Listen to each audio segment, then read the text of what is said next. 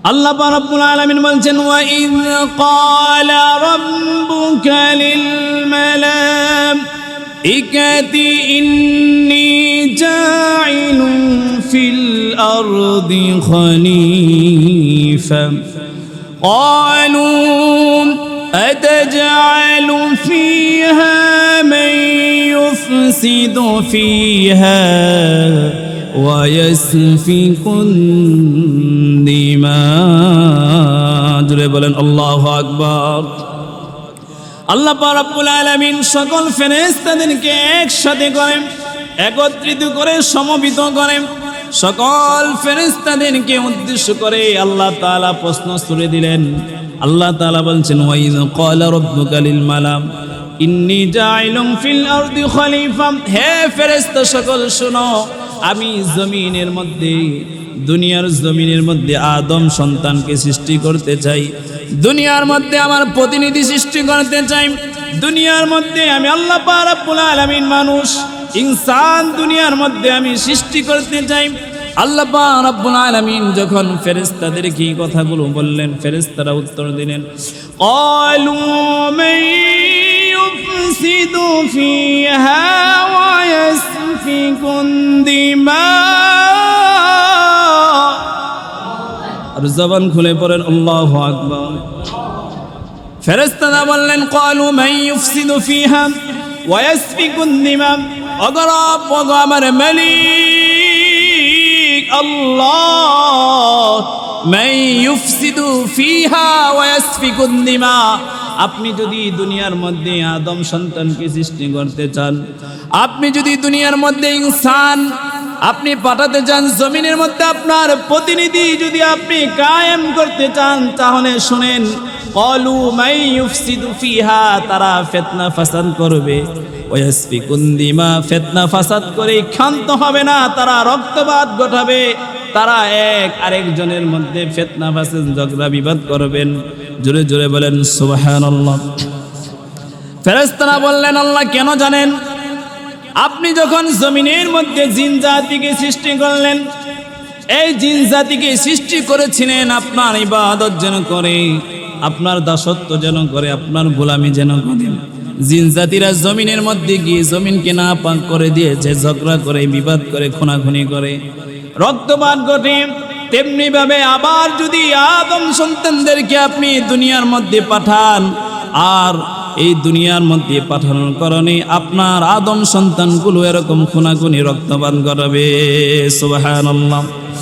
আল্লাহ পাক রব্বুল আলামিন মহান, আল্লাহ পাক রব্বুল আলামিনের কাছে ফেরেশতারা বললেন আগো আল্লাহ শুনেন, আপনার যদি গুণ কীর্তন করার প্রয়োজন হয়, আপনার যদি তাসবিহ পড়ার কোনো প্রয়োজন হয়, আপনার প্রশংসা আপনার বরত্ব যদি গাওয়ার প্রয়োজন হয়, ওয়া নাহনু নুসাব্বিহু বিহামদিকা ওয়া নুকদ্দিসু লাক, আমরা সকল ফেরেশতারা আছি, সকল ফেরেশতারা আমরা সকলেই আবারও আপনার প্রশংসা, আপনার গুণ কীর্তন, আপনার মহানত্ব আমরা বেশি বেশি করে তাসবিহ পড়ব। সুবহানাল্লাহ। ফেরেশতারা বললেন আল্লাহ আপনার যদি আরো প্রশংসার প্রয়োজন হয়, আপনার যদি আপনার মহত্বর প্রয়োজন হয়, বরত্বর প্রয়োজন হয়, গাওয়ার করার, আমরা ফেরেশতারা আছি, তারপরও আদম সন্তানদেরকে দুনিয়ার মধ্যে সৃষ্টি করার কোনো প্রয়োজন নাই। আল্লাহ পাক রব্বুল আলামিন ফেরেশতাদের এই প্রশ্নের জবাবে বললেন ক্বালা ইন্নী আ'লামু মা লা তা'লামুন। আরো জোরে বলেন আল্লাহু আকবার। আল্লাহ পাক রব্বুল আলামিন বলছেন ফেরেশতারা সকল শোনো, ক্বালা ইন্নী আ'লামু মা লা তা'লামুন, আমি আল্লাহ যা জানি তোমরা ফেরেশতা কিন্তু তা জানো না। কথা বলেন ঠিক কিনা? আল্লাহ যা জানে, আমরা মানুষ, ইনসান, ফেরেশতা, জিন যা কিছু আছে কোনো মাখলুকাত তা জানেন না। একজন জানেন, তিনি হলেন কে? জবান খুলে পড়েন তিনি কে? আল্লাহ বলছেন ফেরেশতারা শোনো, ক্বালা ইন্নী আ'লামু মা লা তা'লামুন, আমি আল্লাহ তা যা জানি তোমরা ফেরেশতা কিন্তু জানো না। কেননা শোনো, আমি আদম সন্তানকে তারা দুনিয়ার মধ্যে যখন জমিনের মধ্যে পাঠাবো, হা জানি তারা রক্তপাত ঘটাবে, হা জানি তারা ফিতনা ফাসাদ করবে, হা জানি তারা খুনাখুনি করবে, মারামারি করবে, কিন্তু আবারও কখনো আমি আল্লাহর কাছে দু হাত চারে ক্ষমা চাবে, আমি আল্লাহর কাছে দুই হাত তুলে এরকম ভাবে রোনাজানি করবে, লজ্জিত হবে।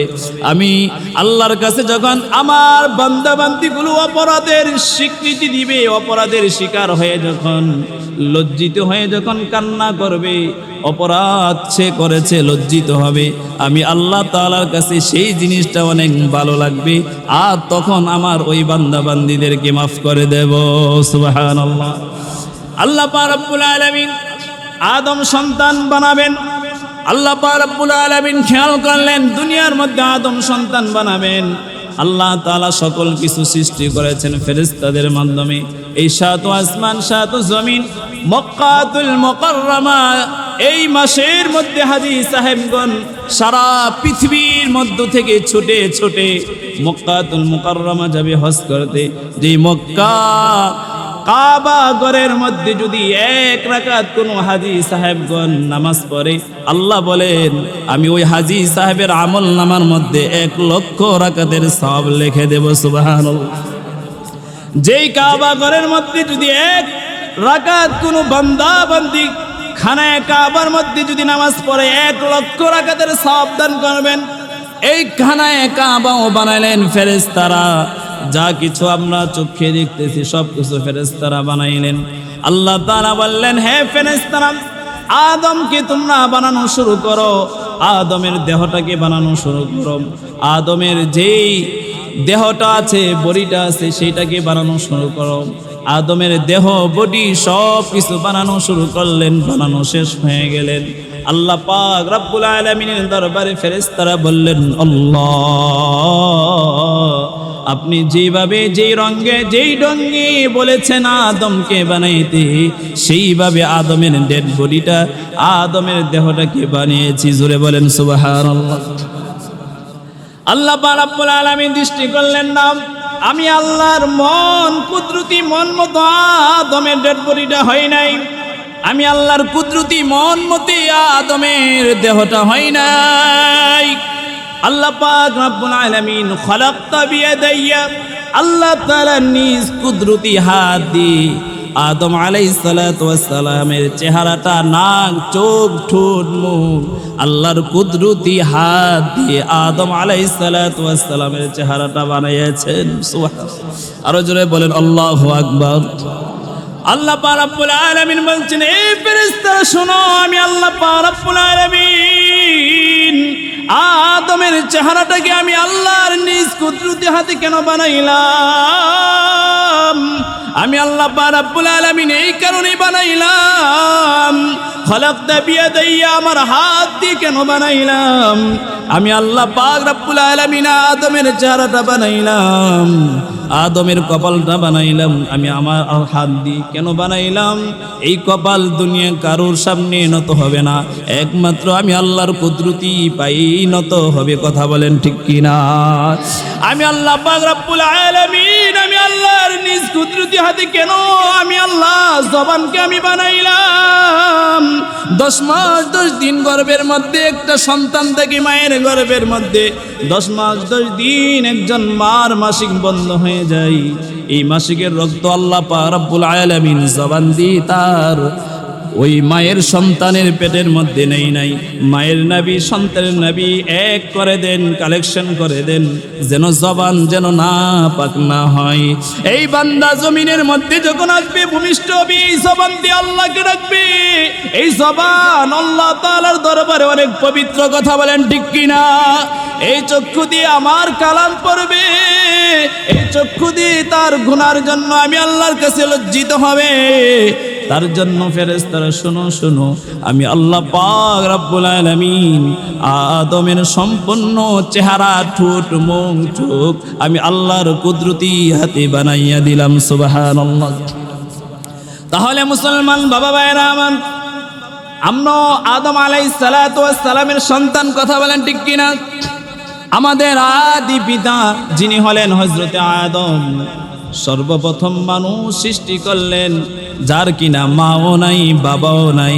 বলেন তো দেখি, মা এবং বাবা ছাড়া আল্লাহ দুনিয়ার মধ্যে মানুষ সৃষ্টি করতে পারেন কি পারেন না?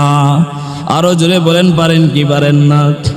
আদম আলাইহিস সালাতু ওয়াস সালামের নাই মা নাই বাবা, আল্লাহ পাক রব্বুল আলামিন আদমের দেহটাকে যখন বানাইলেন, আল্লাহ পাক রব্বুল আলামিন আদম আলাইহিস সালাতু ওয়াস সালামের নাক দিয়ে একটা ফু দিলেন। সুবহানাল্লাহ। কবি সুন্দর করে বলছেন, হামদে বেহদ মোর খুদায়ে পাকেরা, হামদে বেহদ মোর খুদায়ে পাকেরা, আকে ইমাদাদে মুস্তাখাকেরা, হামদে বেহদ মোর খুদায়ে পাকেরা, আকে ইমাদাদে মুস্তাখাকেরা, আকে ইমাদাদে মুস্তাখাকেরা।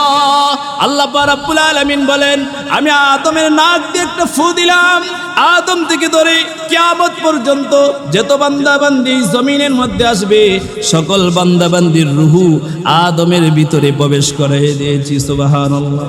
আরো জোরে বলেন আল্লাহু আকবার। আল্লাহ পাক রব্বুল আলামিন বললেন, বান্দা তোমাদের আদি পিতা হলো আদম, আমি আল্লাহ পাক রব্বুল আলামিন মা সারা বাবা সারা আদমকে দুনিয়ার মধ্যে সৃষ্টি করেছি। আশ্চর্য হওয়ার প্রয়োজন নাই, ঈসা আলাইহিস সালাতু ওয়াস সালামকে কিন্তু বাবা ছাড়া, হযরতে মরিয়ম আলাইহিস সালাতু ওয়াস সালামের মধ্যে বাবা ছাড়াও জন্মগ্রহণ করাইছেন। কথা বলেন ঠিক কিনা?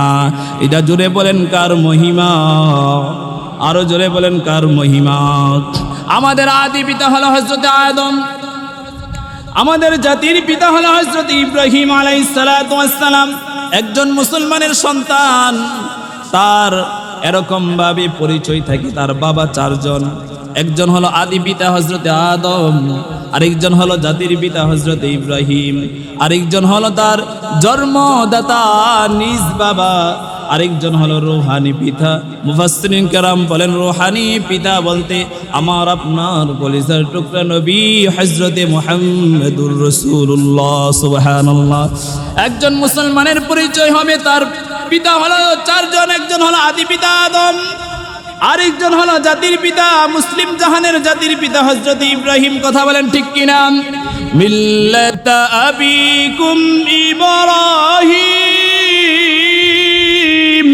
হুয়া সাম্মাকুমুল মুসলিমিন। আর জবান খুলে পড়েন আল্লাহু আকবার। মিল্লাতা আবিকুম ইব্রাহিম হুয়া সাম্মাকুমুল মুসলিমিন। মুসলমান জাহানের জাতির পিতা হলো মিল্লাতা আবিকুম ইব্রাহিম। কথা বলেন ঠিক কিনা? রূহানি পিতা হলো হযরতে মুহাম্মদুর রাসূলুল্লাহ, আর জন্মদাতা পিতা হলো আমাদের নিজ বাবা। এরকম একজন মুসলমানের সন্তানের পরিচয় চারজন পিতা।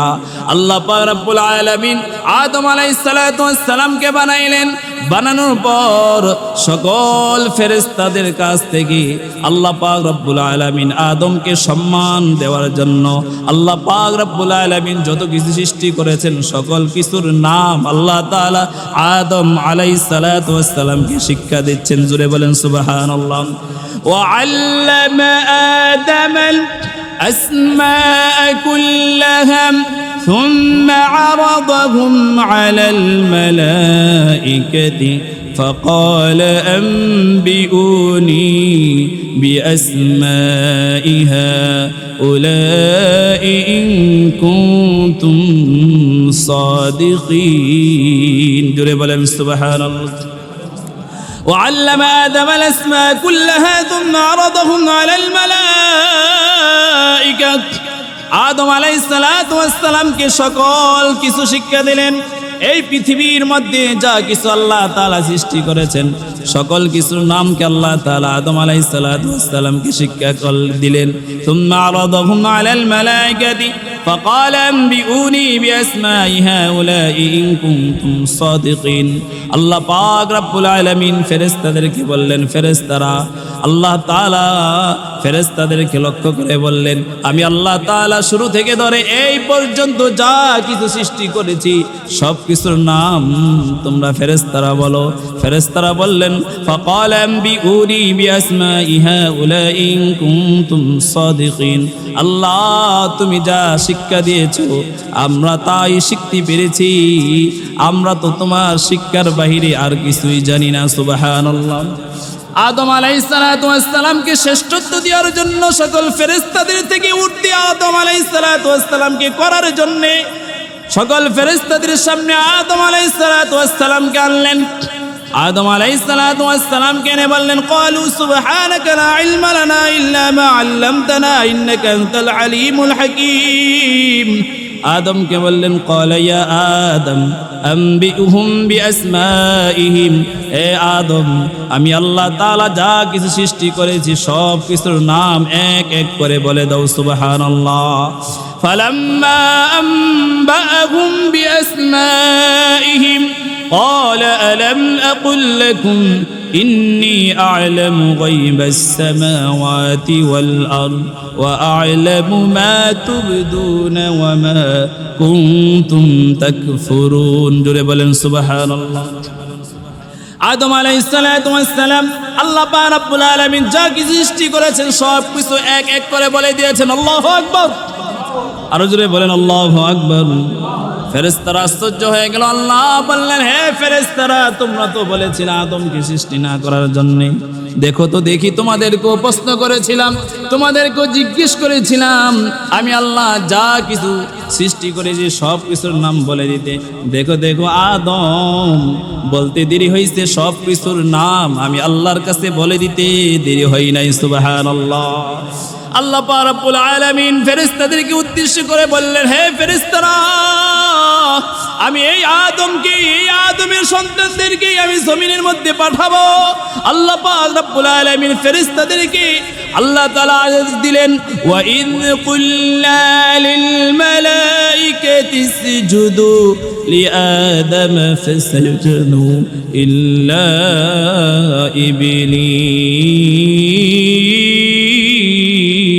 ইবলিস। আল্লাহু আকবার। আল্লাহ পাক রব্বুল আলামিন সকল ফেরেশতাদেরকে বললেন, হে ফেরেশতারা আদমকে সিজদা করো, আমি আল্লাহর হুকুম।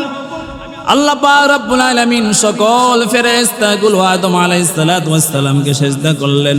ফাসাজাদু ইল্লা ইবলিস। একজন মাত্র সিজদা করলেন না, সে হলো ইবলিস শয়তান। জোরে বলেন নাউজুবিল্লাহ। ইবলিস শয়তান এত বড় আল্লাহওয়ালা ছিলেন, এত বড় দাঈ ছিলেন, পৃথিবীর এমন কোনো জায়গা নাই, এমন কোনো জায়গা নাই যেই জায়গার মধ্যে ইবলিস শয়তান আল্লাহ তাআলাকে সিজদা করে নাই। সুবহানাল্লাহ। এত বড় আবেদ ছিলেন সকল ফেরেশতাদের থেকে। আল্লাহ পাক রব্বুল আলামিন ইবলিস শয়তানকে অনেক মর্যাদাপূর্ণ এবং ইবলিস শয়তানকে সকল ফেরেশতাদের সর্দার বানিয়ে দিয়েছিলেন। সুবহানাল্লাহ। আল্লাহ যখন বললেন, হে ফেরেশতারা আদমকে সিজদা করো, আর ইবলিস শয়তান সিজদা করে নাই, সকল ফেরেশতারা ঠিকই সিজদা করেছে। ইবলিস শয়তান রাগ শুধু হয়ে দাঁড়ায় রয়েছে। অহংকার, কিসের অহংকার? ওই ইবলিস শয়তান আল্লাহর কাছে যুক্তি দিলেন, আল্লাহ আদম হলো মাটির তৈরি, আমি ইবলিস শয়তান হলো আগুনের তৈরি। জোরে বলেন নাউজুবিল্লাহ। মাটি ছুঁড়ে দিলে জমিনের দিকে যায়, নিচের দিকে যায়, আর আগুন যখন জ্বালাইয়া দেয় আগুন উপরে উঠতে থাকে। কথা বলেন ঠিক কিনা? খলাকতানি মিন নারি ওয়া খলাকতাহু মিন তিন। খলাকতাহু মিন নারি ওয়া খলাকতাহু মিন তিন। আমি শয়তান, আমি ইবলিস হইলাম আগুনের তৈরি, আর আদম হইল মাটির তৈরি। আমার কাজ উপরে ওঠা, আমার কাজ নিচে যাওয়া না। আমি উপরের মানুষ নিচের মানুষকে কখনো সিজদা সম্মান করতে পারি না। জোরে বলেন নাউজুবিল্লাহ। আল্লাহ পাক রব্বুল আলামিন বললেন, হে ইবলিস, অহংকার করা একমাত্র আমি আল্লাহ তাআলার কাজ। কথা বলেন ঠিক কিনা? একমাত্র অহংকার করতে পারে, বরত্ব করতে পারে একজন, তিনি হলেন কে? মানুষের কখনো অহংকার সাজে না, আল্লাহর মাখলুকের কোনো অহংকার সাজে না। একজনের সাজেন, যিনি হলেন খালেক, যিনি হলেন আমাদেরকে বানানোওয়ালা, ওই মালিকেরই অহংকার সাজে। কথা বলেন ঠিক কিনা? আদম আলাইহিস সালাতু ওয়াস সালামকে সম্মান করলেন না, সিজদা করলেন না, আল্লাহ তাআলার হুকুমের বিরোধিতা করলেন, যুক্তি দাঁড়াইলেন। খলাকতাহু মিন নারি ওয়া খলাকতাহু মিন তিন। আল্লাহ বললেন, তোকে আমি আল্লাহ তাআলা সকল ফেরেশতাদের সর্দার বানিয়েছিলাম, তোকে আমি আল্লাহ তাআলা অনেক সম্মানের মর্যাদার অধিকারী বানিয়ে দিয়েছিলাম। আজকে যেহেতু একটা ভুল করলি, আমি আল্লাহ পাক রব্বুল আলামিন তোকে আমি জাহান্নামের নিম্ন স্তরের বাসিন্দার বানিয়ে দিলাম। জোরে বলেন নাউজুবিল্লাহ। হ্যাঁ মুসলমান বাবা ভাইরা আমার, এই জায়গা থেকে একটা শিক্ষার বিষয় আছে। আল্লাহ পাক রব্বুল আলামিনের দরবারে একজন শয়তান, একজন ইবলিস এমন আবেদ ছিলেন, এমন কবুলিয়ত একজন ব্যক্তি ছিলেন, যেই কারণে সকল ফেরেশতাদের সর্দার বানিয়ে দিলেন। আল্লাহর একটা হুকুম না মানার কারণে যদি তাকে অভিশপ্ত করে দেন, তাকে যদি জাহান্নামে আল্লাহ তাআলা ঘোষণা করে দেন, আল্লাহ তো আমাদেরকে পাঁচ বার ডাক দেন, আসসালাতু খায়রুম মিনান নাওম, ফজরে ডাকেন।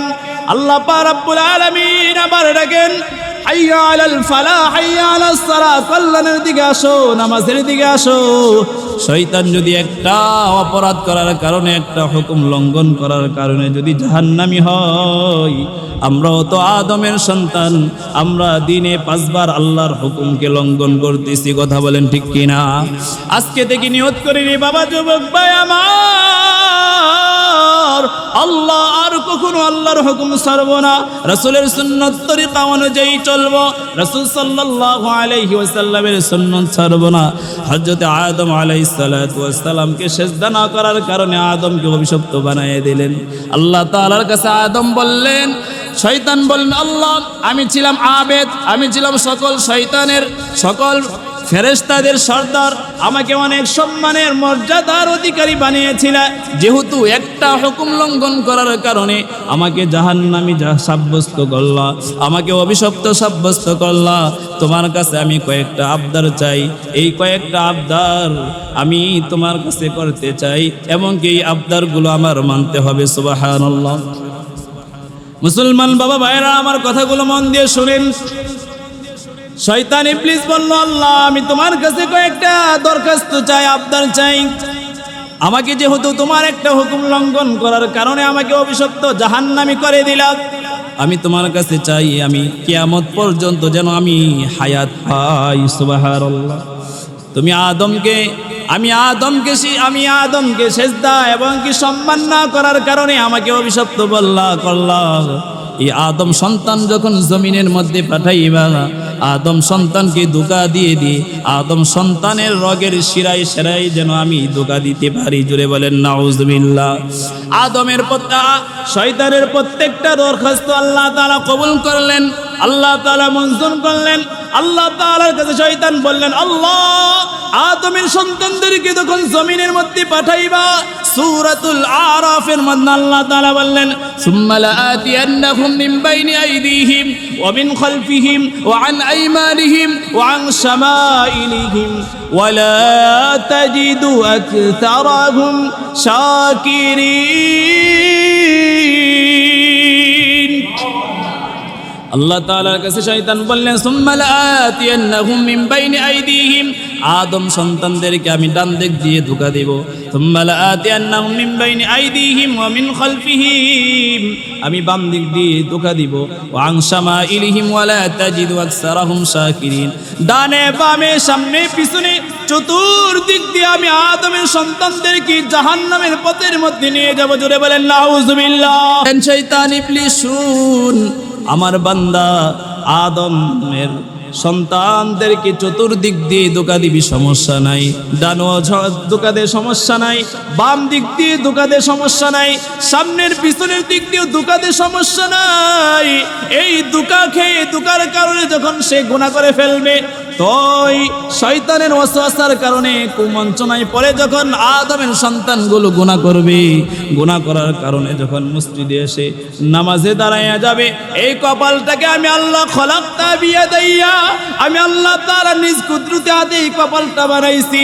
এই কপাল যখন মসজিদে এসে যখন সেজদার মধ্যে বলবেন সুবহান রাব্বিয়াল আলা, আমি আল্লাহর পবিত্রতা যখন আমার বান্দা নিজ দিক দিয়ে আমি আল্লাহর পবিত্রতা বর্ণনা করে যখন নামাজ শেষে যখন দুইটা হাত উপরে দিক দিয়ে তুলে দেবে, নিজ আর উপরে তো দুকা দেওয়ার মতো তোর ক্ষমতা নাই। তুই আমার কাছে চেয়েছিলি চারদিক, ডানে বামে সামনে পিছনে, নিজ আর উপরে দিক চাস নাই। নিচের দিকে আমার বান্দা সেজদা দিয়ে বলবেন সুবহান রাব্বিয়াল আলা, আল্লাহু আকবার। আর উপরের দিকে হাত তুলে বলবেন আল্লাহ আমি গুনাহগার, আল্লাহ আমি অপরাধী, আল্লাহ আমি শয়তানের কুমন্ত্রণায় পরে আমি গুনাহ করেছি, অপরাধ করেছি। হে শয়তান শুন, জমিনের মধ্যে সাজদা দিব আমার বান্দা, আর উপরের দিকে চোখের পানি ছাইরা দোয়া করবে, আমি আল্লাহ তাআলা তোর কুমন্ত্রণায় পরে তোর ফাঁদে পরে আমার বান্দা বান্দি গুনাহ করলেও আমি মাফ করে দেব। সুবহানাল্লাহ, আরো জোরে বলেন সুবহানাল্লাহ। আদম আলাইহিস সালাতু ওয়াস সালামকে সকল ফেরেশতাদের কাছ থেকে সম্মানী করে জান্নাতের মধ্যে আদম আলাইহিস সালাতু ওয়াস সালামকে বসবাস করার জন্য দিলেন। আদম আলাইহিস সালাতু ওয়াস সালাম জান্নাতের নাজ নিয়ামত খান, জান্নাতের মধ্যে ঘোরাফেরা করেন, একা মানুষ, ঘুমিয়ে থাকেন, ভালো লাগে না, সাথী নাই, সঙ্গী নাই, একা একা কোনো কিছুই ভালো লাগে না। বলেন তো দেখি, একা যদি কোনো টুরিস্টে যান অথবা ঘুরতে যান, একটা ভালো একটা জায়গার মধ্যে যান, একা একা ঘোরাঘুরি কিন্তু ভালো লাগে না যদি সাথে সঙ্গী না থাকে। কথা বলেন ঠিক কিনা? আদম আলাইহিস সালাতু ওয়াস সালাম এত বড় নিয়ামতের জান্নাত পাইলেন, ভালো লাগে না, কিছুই ভালো লাগে না। আল্লাহ পাক রব্বুল আলামিন আদম আলাইহিস সালাতু ওয়াস সালামের অন্তরের খবর জানেন কি জানেন না? আরো জোরে বলেন, জানেন কি জানেন না? আদম আলাইহিস সালাতু ওয়াস সালাম ঘুমে বীরপুর ঘুমিয়ে রয়েছেন। এমন সময় আদম আলাইহিস সালাতু ওয়াস সালামের বাম পাশে একজন সুন্দরী রূপসী আল্লাহ তাআলা তৈয়ার করে বানিয়ে রেখেছেন। সুবহানাল্লাহ, আরো জোরে বলেন সুবহানাল্লাহ। আদম আলাইহিস সালাতু ওয়াস সালামের ঘুম ভেঙে গেলেন, জাগ্রত হলেন। এই জায়গার মধ্যে কিছু কিছু মুফাসসিরিন কেরাম বললেন যে মহিলারা একটু সরল টাইপের হয়, মহিলারা একটু গেতলা টাইপের হয়, মহিলাদের জ্ঞান একটু কম হয় কেন? আমরা সকলে একটু এখানে একটু মনোযোগ দিই, তাহলে শুনতে এবং বুঝতে পারবো। আদম আলাইহিস সালাতু ওয়াস সালামের বাম পাজরের হাড় দিয়ে এই আদম আলাইহিস সালাতু ওয়াস সালামের সাথে যেই সুন্দরী রূপসী, এই সুন্দরী রূপসী হলে আমাদের আদিমা হযরতে মা হাওয়া আলাইহিস সালাতু ওয়াস সালাম। সুবহানাল্লাহ, মা হাওয়া আলাইহিস সালাতু ওয়াস সালাম কে আল্লাহ পাক রব্বুল আলামিন আদমের বাম পাজরের হাড় দিয়ে বানায়া রাখলেন। আদম আলাইহিস সালাতু ওয়াস সালাম ধরতে যাবেন, এমন ভাবে আল্লাহ তাআলা বললেন, হে আদম সাবধান, যতক্ষণ পর্যন্ত দেনমোহর আদায় না করবা ততক্ষণ পর্যন্ত তোমার সাথে সুন্দরী রূপসীকে স্পর্শ করতে পারবে না। আল্লাহু আকবার, আর জবান খুলে পড়েন না আল্লাহু আকবার। আদম আলাইহিস সালাতু ওয়াস সালাম বললেন, জান্নাতের মধ্যে দেনমোহর কিভাবে পাবো? জান্নাতের মধ্যে তো কোনো রুপিয়া নাই, জান্নাতের মধ্যে কোনো দেন দিহার নাই, জান্নাতের মধ্যে তো কোনো টাকা নাই, কিভাবে পারবো? হে মুসলমান বাবা ভাইরা, আমার আপনার পয়গম্বর মুহাম্মদুর রাসূলুল্লাহকে আল্লাহ তাআলা কত সম্মান দিলেন, এই কথার মধ্যে বুঝবেন। আল্লাহ পাক রব্বুল আলামিন বললেন, টাকার প্রয়োজন নাই, দেন দিয়া দিনারের কোনো প্রয়োজন নাই, কোনো কিছুর প্রয়োজন নাই, দেনমোহর আদায় হবে। তোমার সাথে যে সুন্দরী রূপসীরা শুয়ে রয়েছে তাকে ওই সময় স্পর্শ করতে পারবা, ধরতে পারবা যখন দেনমোহর আদায় হবে। দেনমোহর কিভাবে আদায় করবা? আমার আপনার হাবিব মুহাম্মদুর রাসূলুল্লাহ একজন পয়গম্বর, তোমার রূহানি সন্তান হবে মুহাম্মদ, যে মুহাম্মদ হবে সকল মানুষ, সকল তোমার সন্তানদের থেকে উঠতে সকল শ্রেষ্ঠত্ব মানুষ, ওই মুহাম্মদের উপরে 10 বার দুরূদ শরীফ পড়ো। সুবহানাল্লাহ, আরো জোরে জোরে বলেন না সুবহানাল্লাহ। মুহাম্মদ সাল্লাল্লাহু আলাইহি ওয়াসাল্লামের উপরে তোমার সন্তানদের মধ্যে সবচেয়ে উৎকৃষ্ট এবং কি পয়গম্বর হবে এবং কি রিসালাতের খেতাব পাবে, ওই পয়গম্বরের উপরে 10 বার তুমি দুরূদ পড়ো, তাহলে তোমার দেনমোহর আদায় হয়ে যাবে। সুবহানাল্লাহ। তাহলে আমাদের নবীর শান এবং মান কম না বেশি? আরো জোরে বলুন না, কম না বেশি? কি দুরূদ পড়েছিল হযরতে আদম আলাইহিস সালাতু ওয়াস সালাম? কি দুরূদ পড়েছিল আমাদের জানার প্রয়োজন আছে। আমরা যে নামাজের মধ্যে দুরূদ পড়ি, আল্লাহুম্মা সাল্লি আলা মুহাম্মদ ওয়া আলা আলি মুহাম্মদ কামা সাল্লাইতা আলা ইব্রাহিম, পড়ি কি পড়ি না?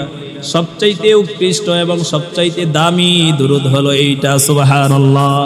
আদম আলাইহিস সালাতু ওয়াস সালাম 10 বার পড়লেন, দেনমোহর আদায় হয়ে গেলেন।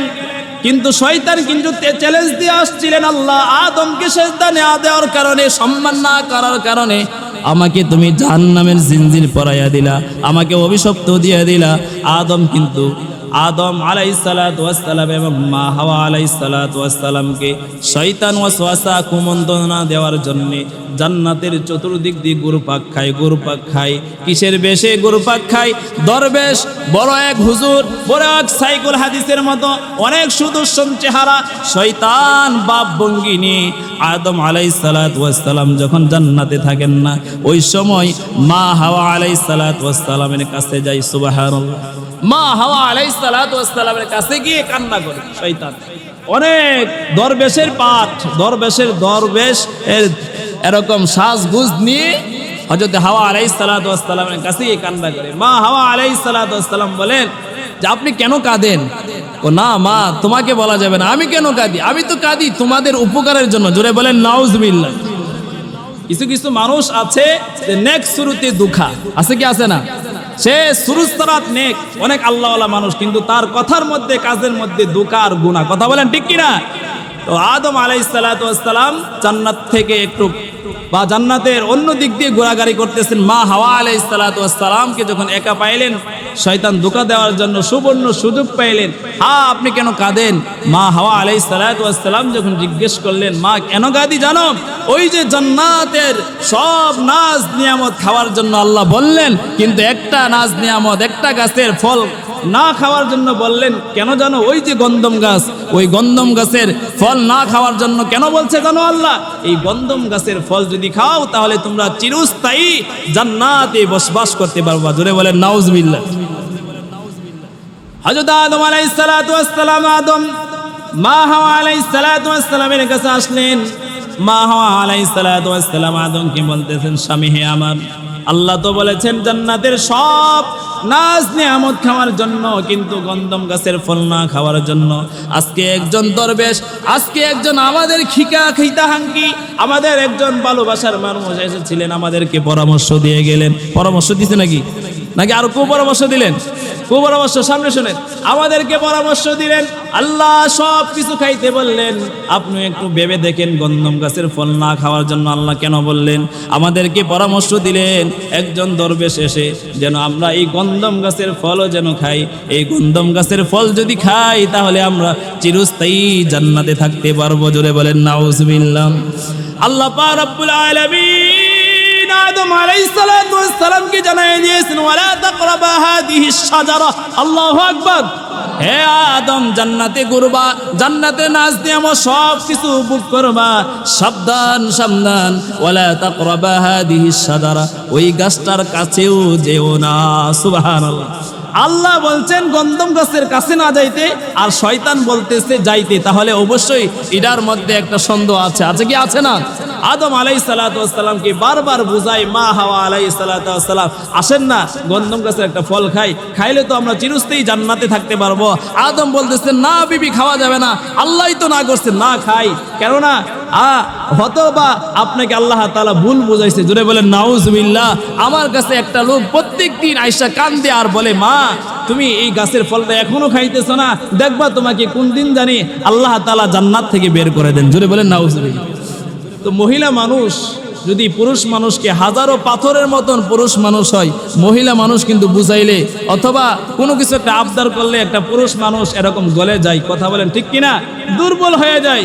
মা হাওয়া আলাইহিস সালাতু ওয়াস সালাম একের পর এক যখন বুঝাইতে লাগলেন, তখন এই গন্ধম গাছের কাছে গিয়ে মা হাওয়া আলাইহিস সালাতু ওয়াস সালাম এবং বাবা আদম এই গন্ধম গাছের ফল খাইলেন। জোরে বলেন আল্লাহু আকবার।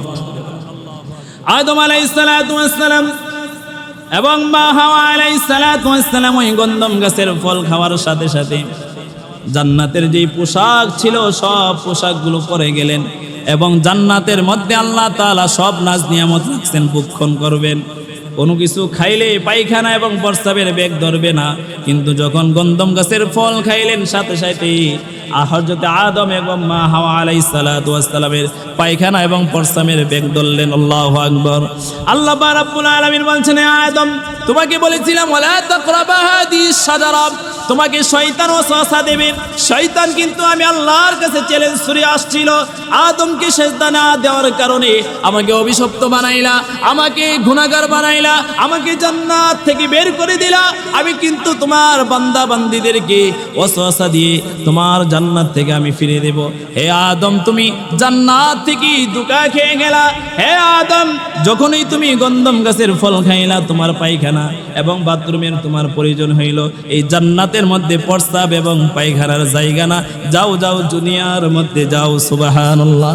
দুনিয়ার মধ্যে আল্লাহ তাআলা আদম এবং মা হাওয়া আলাইহিস সালাতু ওয়াস সালামকে পাঠিয়ে দিলেন। এখানে মুফাসসির কেরাম বলেন, আমাদের মা বোনদের প্রত্যেক মাসে একটা পিরিয়ড হয়, মিন্স হয়। এটা কোথায় থেকে এসেছে? হযরতে হাওয়া আলাইহিস সালাতু ওয়াস সালাম যখন গন্ধম গাছের পাতা, তাদের যে জান্নাতি পোশাক ছিল, জান্নাতি পোশাক যখন খুলে গেল, তাদের লজ্জাস্থান ঢাকার জন্য ওই গন্ধম গাছের পাতা যখন ছিঁড়েছে, দেখবেন কাঁঠাল পাতা যখন ছিঁড়া হয় এর থেকে একটা কষ বের হয়, বাইর হয় কিনা? তখন আল্লাহ পাক রব্বুল আলামিনের দরবারে এই গাছ অভিশপ্ত এবং কি আরজি করেছিল যে আল্লাহ আমি জান্নাতের মধ্যে আমি ছিলাম, আমাকে কেউ ধরেছিল না, আমার কাছে এসেছিল না, আমার পাতা কেউ ছিঁড়েছিল না, আজকে আমি এরকম আমার পাতাগুলো ছিঁড়ে দিচ্ছে, যে ছিঁড়তেছে তার উপর অভিশপ্ত। ওই আল্লাহ পাক রব্বুল আলামিন আমাদের মা বোনদের ওই গন্ধম গাছের একটা অভিশপ্ত প্রত্যেক মাসে হয়। যদি বলেন নাউজুবিল্লাহ। আল্লাহ পাক রব্বুল আলামিন মা হাওয়া এবং আদম আলাইহিস সালাতু ওয়াস সালাম দুনিয়ার মধ্যে যখন পাঠাইলেন, আদম আলাইহিস সালাতু ওয়াস সালাম লজ্জায় পড়ে গেলেন, হাই ছিলাম জান্নাতে, পাঠাই দিল দুনিয়াতে, আমি তো অপরাধ করে ফেলেছি। আল্লাহ বলেছিলেন গন্ধম গাছের ফল না খাওয়ার কারণে আমি তো খেয়ে ফেললাম। তো সব সময় হযরত আদম আলাইহিস সালাতু ওয়াস সালাম মাথাটা নিচের দিকে করে আল্লাহর কাছে দোয়া করেন, রব্বানা যালামনা আনফুসানা ওয়া ইল্লাম তাগফির লানা ওয়া তারহামনা লানাকুনান্না মিনাল খাসিরিন। জোরে বলেন আল্লাহু আকবার। এমন ভাবে একদিন দুই দিন নয়, সারা 300 বছর, 350 বছর উনি দোয়া করেছিলেন। কখনো লজ্জায় আসমানের দিকে আদম আলাইহিস সালাতু ওয়াস সালাম মাথা উঠান নাই। সুবহানাল্লাহ। আল্লাহ তাআলার দেন ধারণা অনুযায়ী আদম আলাইহিস সালাতু ওয়াস সালাম ভুল করেছেন, গুনাহ না, শয়তানের কুমন্ত্রণা পড়ে, কিন্তু তারপরেও 350 বছর আসমানের দিকে তাকাই নাই। আসমানের দিকে না তাকাইয়া আল্লাহ দরবারে দোয়া করেছিলেন। আর আমরা কত অপরাধ অন্যায় করে থাকি, কথা বলেন ঠিক কিনা? তার জন্য মুসলমান বাবা ভাইয়েরা, এটা হলো হজের মাস। আরাফার ময়দানে হযরত আদম আলাইহিস সালাতু ওয়াস সালাম এবং মা হাওয়া আলাইহিস সালাতু ওয়াস সালামকে একত্রিত করেছিলেন। তাদেরকে দুইজনকে এরকম দুই প্রান্তের মধ্যে আল্লাহ তাআলা দিয়ে দিয়েছিলেন। আবার 350 বছর যখন আল্লাহ পাক রব্বুল আলামিন এই রব্বানা যালামনা এবং শেষ পর্যন্ত মুফাসসিরিন কেরাম বলেন আল্লাহ পাক রব্বুল আলামিনের দরবারে আদম আলাইহিস সালাতু ওয়াস সালাম আমার নবীর নাম নিয়ে দোয়া করেছিলেন, আল্লাহ জান্নাতের গেটের মধ্যে, জান্নাতের দরজার মধ্যে তোমার নামের সাথে একটা নাম রাখা ছিল, লা ইলাহা ইল্লাল্লাহ। আবার বলেন লা ইলাহা ইল্লাল্লাহ মুহাম্মাদুর আল্লাহ, মুহাম্মদ সাল্লাল্লাহু আলাইহি ওয়াসাল্লাম। তোমার নামের সাথে যেহেতু নাম লাগানো, অবশ্যই তোমার কোনো পেয়ারা বান্দা হবে, ওই পেয়ারা বান্দার খাতিরে আমাদের ভুলগুলাকে তুমি ক্ষমা করে দাও। সুবহানাল্লাহ। যখন এই দোয়া করলেন, মা হাওয়া আলাইহিস সালাতু ওয়াস সালাম এবং বাবা আদম আলাইহিস সালাতু ওয়াস সালামকে একত্রিত করে দিলেন আরাফার ময়দানে। 9 জিলহজ সকল হাজী সাহেবগণ আরাফার ময়দানে একত্রিত হন। আরাফা হলো পরিচিত লাভ করা। ওই হাজী সাহেবগণ ধনী হোক, গরিব হোক, কোটি টাকার মালিক হোক, দেখা গেছে যে এরকম পাথরের বিছানায়, এরকম ভাবে পাথরের মধ্যে, বালুর মধ্যে শুয়ে পড়েছে। কেন? আরাফা হয়তো পরিচয় লাভ করা। কার সাথে পরিচয় করব? মাওলার সাথে বান্দার পরিচয় হয়ে যাবে। কথা বলেন ঠিক কিনা? মুসলমান বাবা ভাইয়েরা বলেছিলাম যে আমরা জান্নাত থেকে এসেছি। আমাদের আদি পিতা হলো আদম আলাইহিস সালাতু ওয়াস সালাম। আমাদের বাবা যখন জান্নাত থেকে এই দুনিয়ার মধ্যে এসেছেন, আমাদের ঠিকানাও জান্নাতে। কথা বলেন ঠিক কিনা? আল্লাহ পাক রব্বুল আলামিন যেন আমরা জান্নাতি কাজগুলো করে এবং কি আল্লাহ তাআলাকে রাজি এবং খুশি করে যেন আমরা এই দুনিয়া থেকে ঈমানের সাথে মৃত্যুবরণ করতে পারি, সেই তৌফিক দান করুন। সকলে বলুন আমিন।